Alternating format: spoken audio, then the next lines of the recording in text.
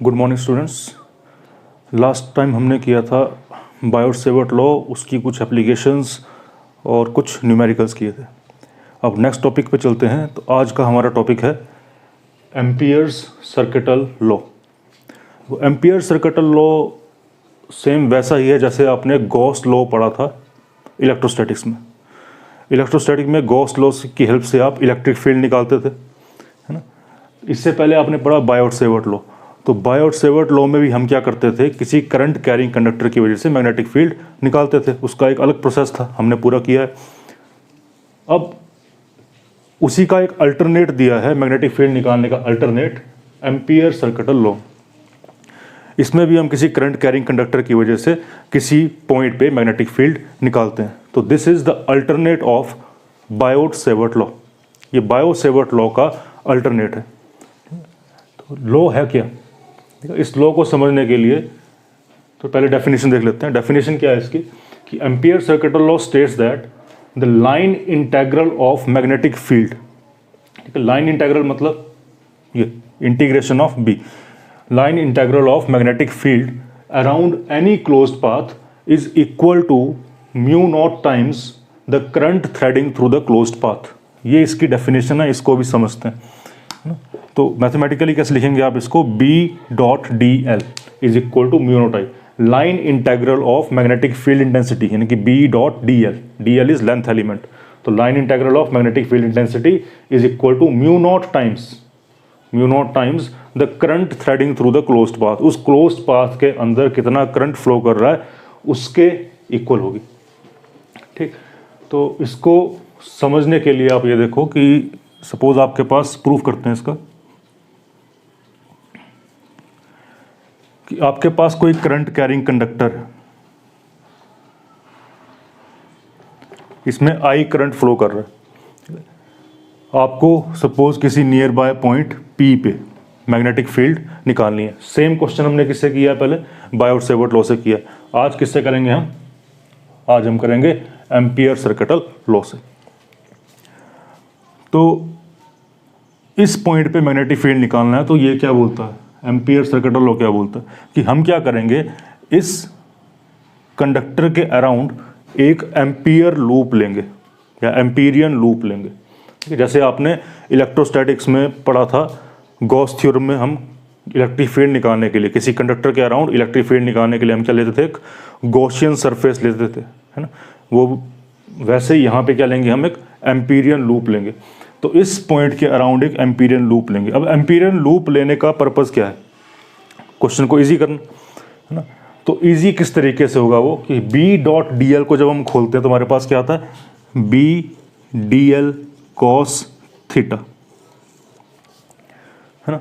तो ये cos theta easy कब होगा, जब हम बी और डी एल के बीच में एंगल या तो ज़ीरो बना दें, है ना, या तो 90 डिग्री बना दें, या फिर 180 डिग्री बना दें, है ना। तो इस तरह की हमें एक एम्पीरियन लूप लेनी है, जिससे बी और डी एल के बीच में या तो ज़ीरो एंगल बन जाए, या तो 90 बन जाए, या तो 180 बन जाए। इससे हमारा काम क्या हो जाता है, ईजी हो जाता है। तो एम्पीरियन लूप लेने का तरीका क्या है, सिमेट्रिकल होगी अराउंड द कंडक्टर, और उसका फ़ायदा ये है कि उससे हमें एंगल मैक्सिमम 0 या 90 मिलता है। तो इस पॉइंट के लिए, इस कंडक्टर के लिए हमने मान लिया एम्पीरियन लूप ली इस टाइप से, एक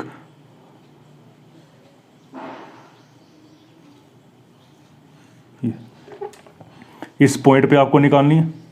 तो हमने एक एम्पीरियन लूप ले ली, एक सर्कल ले लिया। जैसे ये आपके पास एक कंडक्टर है, कैरिंग करंट आई, तो हमने एक एम्पीरियन लूप इस तरह से ले ली।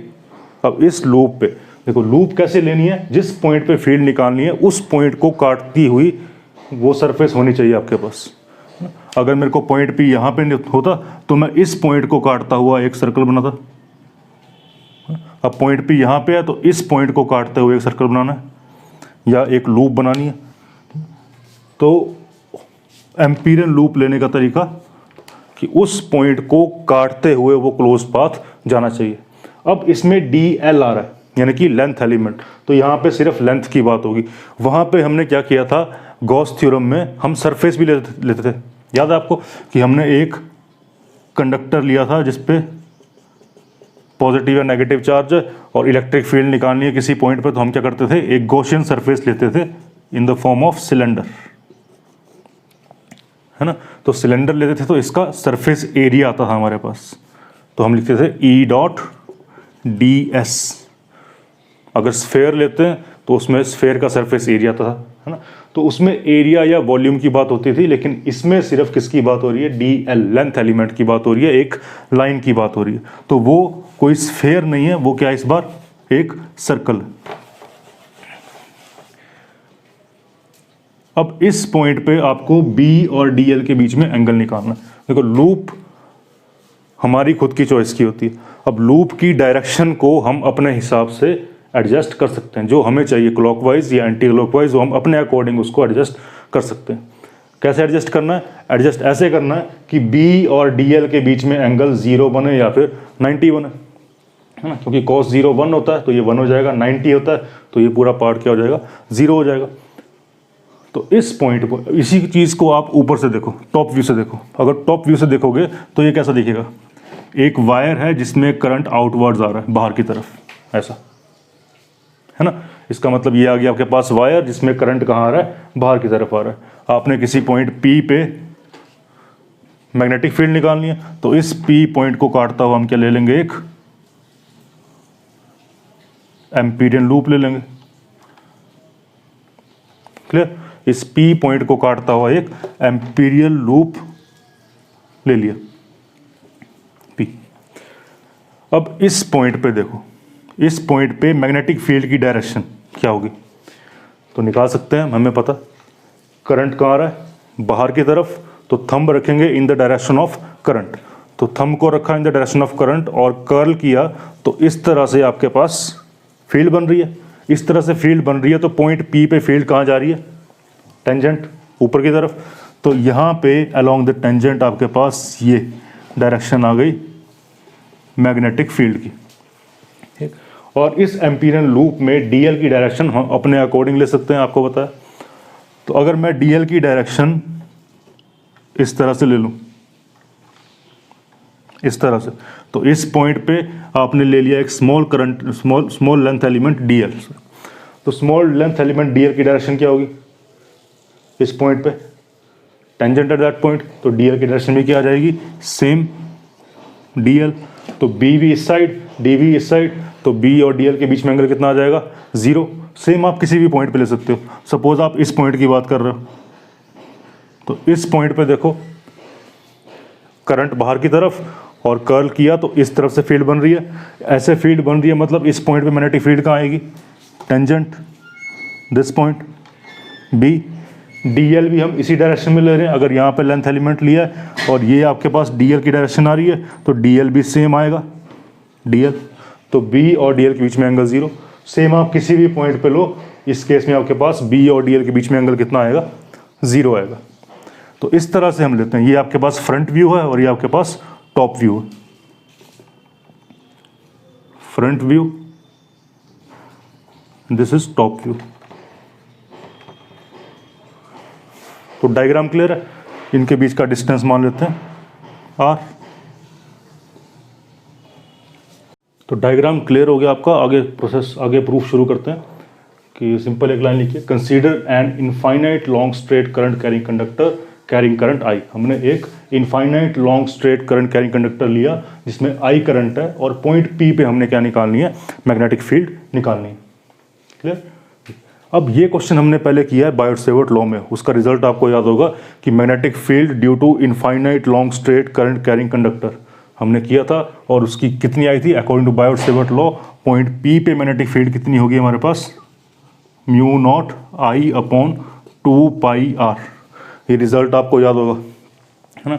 हमने इनफाइनाइट वाला केस किया था, ये वाला infinite conductor carrying current I, इस पॉइंट P पे हमने मैग्नेटिक फील्ड निकाली थी, है ना। और इस मैग्नेटिक फील्ड का रिजल्ट आपके पास क्या आया था, μ0 I upon 4 pi R sine φ1 plus sine φ2, इस तरह का रिजल्ट आया था। और जब ये इनफाइनाइट कंडक्टर हो गया तो φ1 90, φ2 90, साइन 90 प्लस साइन 90 1, 1 प्लस 1 2, 2 से ये कैंसिल हुआ तो μ0 I अपॉन 2 पाई R। ये पूरा आर्टिकल हमने किया था, है ना। तो according to Biot Savart law इस करंट कैरिंग कंडक्टर की वजह से इस पॉइंट पी पे मैग्नेटिक फील्ड आपके पास आती है mu naught I upon 2πr। हमने निकालना क्या है, हमें क्या प्रूव करना है, एम्पियर सर्किट लॉ क्या था हमारे पास कि closed line integral of B dot D L is equal to mu naught times current threading through the closed path.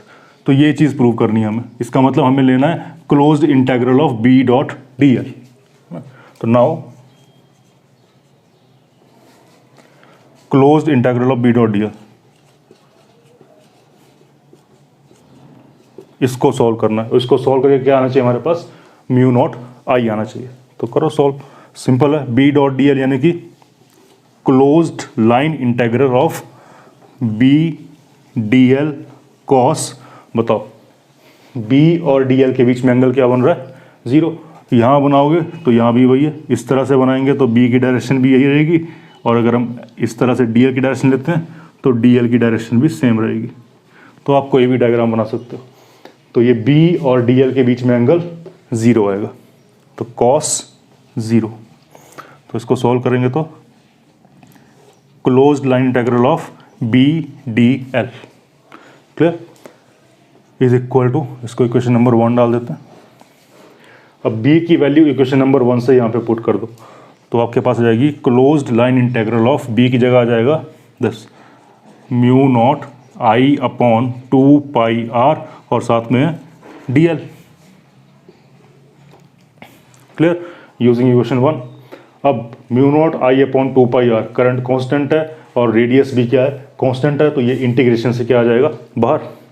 तो आपके पास बन जाएगा this is equal to closed integral of b dot D L, this is equal to mu naught I upon 2πr बाहर आ गया, closed integral of D L ये बचेगा। अब डी एल लेंथ एलिमेंट क्या है हमारे पास, ये। तो जब इसको पूरा इंटीग्रेट करेंगे तो क्या आएगा, सर्कमफ्रेंस ऑफ द सर्कल, और सर्कमफ्रेंस कितनी होती है 2πr। तो यहाँ आ जाएगा आपके पास mu naught I upon 2πr into integration of D L is 2πr, 2πr से 2πr कैंसिल, तो आपके पास कितना बच जाएगा mu naught I, implies that closed integral of B dot D L is equal to mu naught I. तो ये आपके पास आ गया एम्पियर्स सर्किटल लॉ का प्रूफ। क्लियर, बहुत सिंपल है। सबसे पहले आपको करना क्या है कि हमने एक स्ट्रेट करंट कैरिंग कंडक्टर लिया, उस करंट कैरिंग कंडक्टर की वजह से किसी पॉइंट पी पे मैग्नेटिक फील्ड निकालनी है। तो एम्पियर्स लॉ के लिए सबसे पहला रूल है हमारे पास कि जिस पॉइंट पे मैग्नेटिक फील्ड निकालनी है उस पॉइंट को काटता हुआ एक सरफेस ड्रॉ करना है, एक लाइन ड्रॉ करनी है। तो उस लाइन को या उस क्लोज सरफेस को हम बोलते हैं एम्पीरियन लूप, यानी कि ये क्या है हमारे पास एम्पीरियंस लूप। तो एम्पीरियन लूप आपने बना ली, इसी का टॉप व्यू आपने बना लिया, और टॉप व्यू पे आपने देख लिया कि B और DL के बीच में एंगल कितना बन रहा है 0। फिर हमने पढ़ा था कि स्ट्रेट करंट कैरिंग कंडक्टर की वजह से किसी पॉइंट P पे मैग्नेटिक फील्ड कितनी होती है, तो वो हमने निकाल ली कि according to Biot Savart law magnetic field कितनी होती है mu naught I upon 2πr। Clear, अब हमने निकालना क्या है, ये B डॉट DL की वैल्यू निकालनी है। तो B डॉट DL की वैल्यू निकाल लो, B DL cos 0 की वैल्यू 1, खत्म। B की वैल्यू इक्वेशन 1 से इसमें पुट कर दी तो बन गया mu naught I upon 2πr और dl, ये कांस्टेंट है, बाहर आ गया, इंटीग्रेशन की 2πr कैंसिल एंड दिस। तो बहुत सिंपल सा प्रूफ है। तो नेक्स्ट टॉपिक करते हैं application of ampere circuital law. अभी हमने प्रूफ किया था, प्रूफ करने के लिए हमने ये डायग्राम बनाया था, और अब जो करेंगे सेम डायग्राम बनेगा इस आर्टिकल के लिए भी, magnetic field due to infinite long straight current carrying conductor. कि वही क्वेश्चन है कि इस करंट कैरिंग कंडक्टर की वजह से पॉइंट पी पे मैग्नेटिक फील्ड निकालनी है। पहले हमने क्या किया था, बायोट सेवर्ट लॉ की मदद से एम्पियर्स लॉ को प्रूव किया था। अब हमने क्या करना है, एम्पियर्स लॉ को लगा के इसके ऊपर पॉइंट पी के ऊपर मैग्नेटिक फील्ड निकालनी है। ठीक है, तो डायग्राम सेम रहेगा। क्वेश्चन स्टार्ट करते हैं। तो सिंपल, कंसीडर वाली लाइन सेम रहेगी। अब आप देखो next, according two ampere circuital law, amperes circuital law. तो एम्पियर सर्किटल लॉ क्या बोलता है कि closed line integral of magnetic field यानी कि बी डॉट डी एल क्या होता है हमारे पास, mu naught times current threading through the closed path. तो इस पॉइंट पे निकालनी थी, तो इस पॉइंट पे हमने क्लोज्ड पाथ ड्रॉ किया, उस पॉइंट को काटता हुआ, है ना। तो उस पॉइंट से कितना करंट, इसके अंदर कितना करंट है, ये वायर, और इस वायर में कितना करंट फ्लो कर रहा है, आई करंट फ्लो कर रहा है। तो इस क्लोज्ड लूप के अंदर करंट कितना है हमारे पास, आई। तो mu naught times current threading through the closed path, I. Solve करो तो closed integral of B D L cos, फिर से वही बी और डी एल के बीच में एंगल कितना बन रहा है, जीरो। तो cos zero is equal to mu naught I. इस बार मैग्नेटिक फील्ड निकालनी है, तो बी की वैल्यू नहीं डालेंगे इसमें, बी हमें निकालना है। तो हमारे पास हो जाएगा B D L cos zero की वैल्यू 1। तो closed integral of B D L is equal to mu naught I. अब मैग्नेटिक फील्ड हम चाहे इस पॉइंट पे निकालें, चाहे इस पे निकालें, चाहे इस पे निकालें, चाहे इस पे निकालें, वो क्या रहेगी, कांस्टेंट, क्योंकि रेडियस क्या है सबका, कांस्टेंट। जितना आर यहाँ है उतना यहाँ, उतना यहाँ, उतना यहाँ। तो ये कांस्टेंट है तो बाहर आ जाएगी, बी बाहर, integration of D L is equal to mu naught I. Again D L is small part, तो इसकी जब इंटीग्रेशन करेंगे तो क्या आ जाएगी, पूरी लेंथ, और ये पूरी लेंथ कितनी है, सर्कमफ्रेंस के बराबर। तो b into integration of D L is 2 pi r is equal to mu naught I. Clear.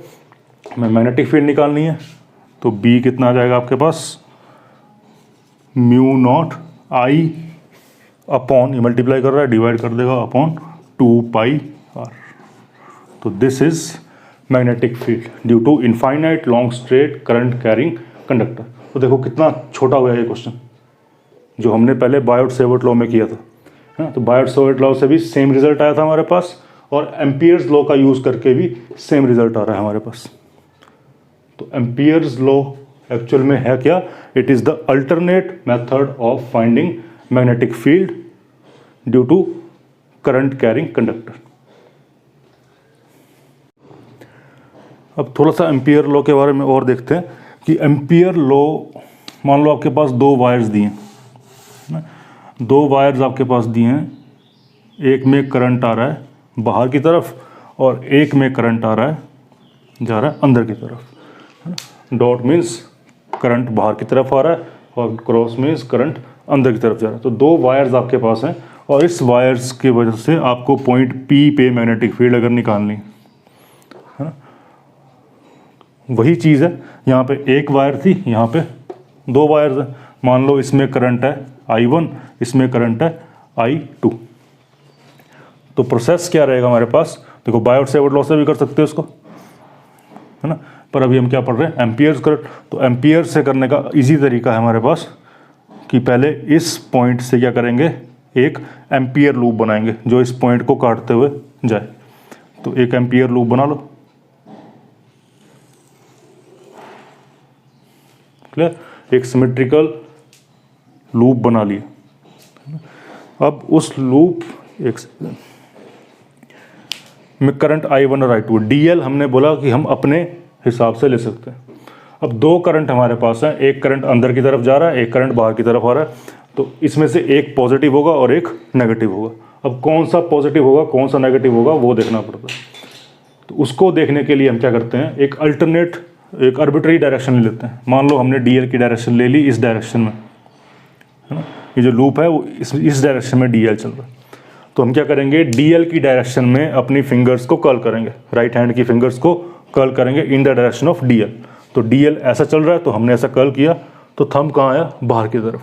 तो जिस डायरेक्शन में थंब आ रहा है उस डायरेक्शन का करंट हम पॉजिटिव लेंगे और उससे ऑपोजिट हम नेगेटिव लेंगे। तो दिस बाहर की तरफ, यानी कि बाहर की तरफ जो करंट आ रहा है वो हम पॉजिटिव लेंगे। तो बाहर की तरफ कौन सा करंट आ रहा है, ये वाला। तो इसका मतलब I1 को क्या लेंगे हम, पॉजिटिव, और I2 को क्या लेंगे हम, नेगेटिव। तो अब हमारे पास एम्पियर्स लॉ क्या लगेगा, closed integral of B dot DL is equal to mu naught times current threading through the closed path. इस क्लोज्ड पाथ के अंदर टोटल कितना करंट है ना, I1 प्लस का और ये माइनस का, तो टोटल करंट कितना जाएगा आपके पास, I1 माइनस I2। क्लियर?